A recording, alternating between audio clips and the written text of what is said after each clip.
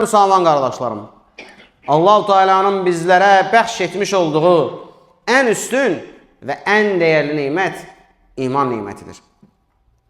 Məhz bu nimət sayəsində Allah-u Teala milyardlarla insanların içərisindən bizləri seçib, əbədi həyatda xoşbəxt olacağımız içi gözəlliklərlə dolu bir cənnət yaratdı. Bu iman sayəsində biz həmin cənnətə daxil olacaq. Və bu iman sayəsində biz əbədi xoşbəxtliyi əldə edəcəyik. Buna heç birimizin bir şübhəsi yoxdur.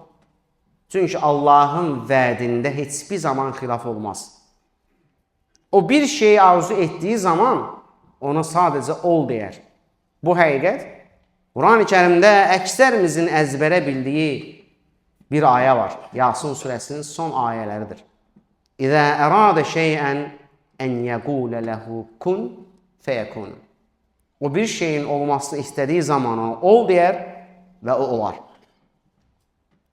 Bu ayəni sadəcə və sadəcə həyatımızın mərkəzinə qoysaq, bu dünya həyatındakı bütün sıxıntılara qalxan olaraq kifayətdir.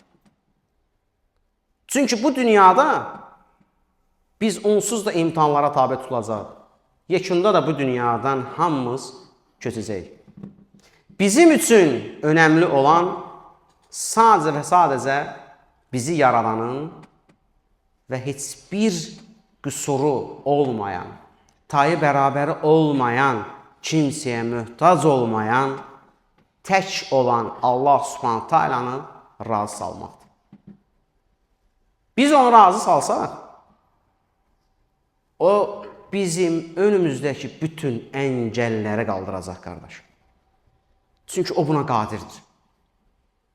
Bunun sübutu əlimizdə, dünyaya, meydan oxuduğumuz Quran-ı Kərimdə nə qədər istəsəz var.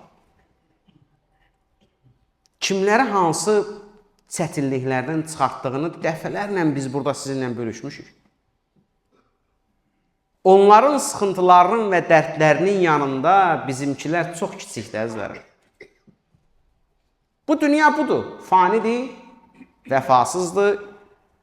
Hətta deyim ki, sizə, içindəkilərin əksəriyyəti də vəfasızdır, qardaşlar. Bir insana davamlı olaraq gözəl rəftar bəsləyib, olar ki, xəta ilə bir dəfə o etdiyin yaxşılıqları kəssən, ardından üz döndərirsən. Amma baxın, qardaşlar, Allah Subhanahu Taala nə qədər mərhəmətlidir. Hər birimizə fərqli yaşda hidayət nəsib olub bizim. Amma biz günah da etmişik, xəta da etmişik. Allahın əmrlərinə qarşı gəlmişik, sonra peşman olmuşuq. Tövbə etmişik, Allah Subhanahu Taala bağışlayıb bizi. Rəbbimiz mərhəmətlidir. Kitabının açılışında birinci sözü nədir Allah Subhanahu Taala'nın? Fatihə surəsinin əvvəlində. Bismillahirrahmanirrahim. Rəhimli və mərhəmətli olan Allahın adı ilə asılır bizim kitabımız. Allah Resulü sallallahu aleyhi və səlləm səhabələrindən dini İslam'a uyğun olmayan bir davranış və ya hərəkət və ya bir söz görəndə deyərdi ki, mənə nə olub ki, mən sizi bu vəziyyətdə görürəm. Öz risalətinin doğru düzgün çatdırılmamasından narahat olan bir rəsulumuz var bizim. Bax, biz onun ümmətiyik. Biz Muhammed ümmətiyik. Və Allahın bizə əmri var. Allah Subhanahu Taala nə deyir? Ümmətlər içindən seçilmiş ən xeyirli ümmətsiniz, yaxşılığı əmr edər, pislikdən çəkindirərsiniz. Biz doğru düzgün yaşamalıyıq. Biz İslamı olduğu şəkildə insanlara çatdırmalıyıq. Xəta etmək insana xas bir məsələdir. Xəta edəcəyik. Amma və lakin xətanı düzəltmək və xətadan dönmək də var. Elə çox bağlanmayın bu dünyaya və içindəki insanlara. Onsuz da onlar gəldi gedərdi. Onsuz da bu dünyadakı insanların hamısını razı sala bilməyəcəyi mümkün deyil bu.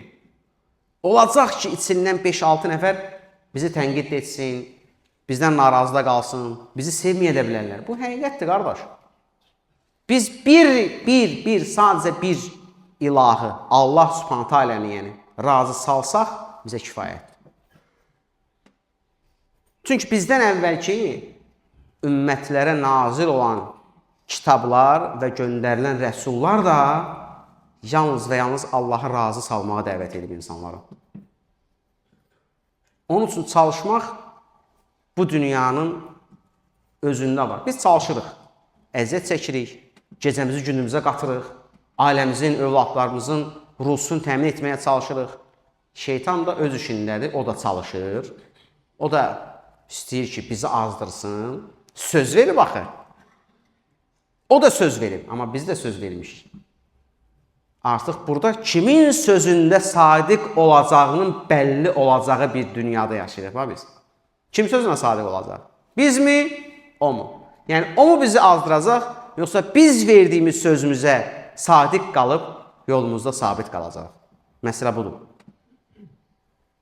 Din İslamı kiçik görmək lazım deyil. Allahın ayələrini kiçik görmək lazım deyil. Allah Resulü sallallahu aleyhi və səlləmə dil uzatmaq lazım deyil. Onun hədislərini həyatımızdan çıxartmaq lazım deyil. Həyatımıza tətbiq etmək lazımdır, qardaşlar. Hər bir məsələdə İslamın qoymuş olduğu islah metodu bütün metodlardan üstündür, unutmayın. Açıb araşdıra bilərsiniz.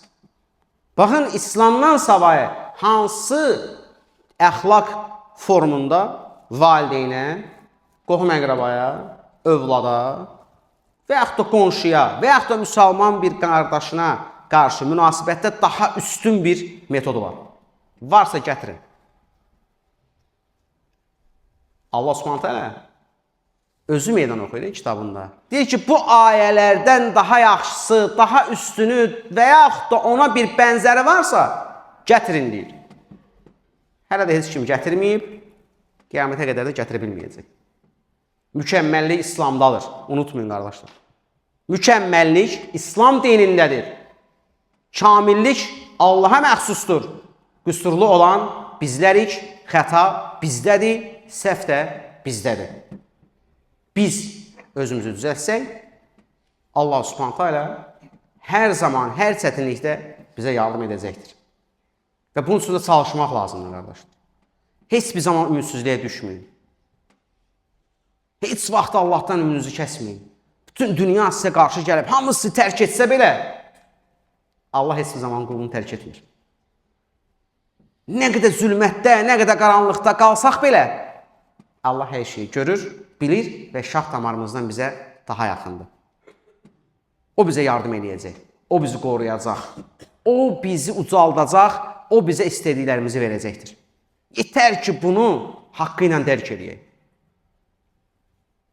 Və sonda dəyişməyən bir həqiqət olan, hamımızın bildiyi bir məsələ var. Nədir bu, qardaşlar?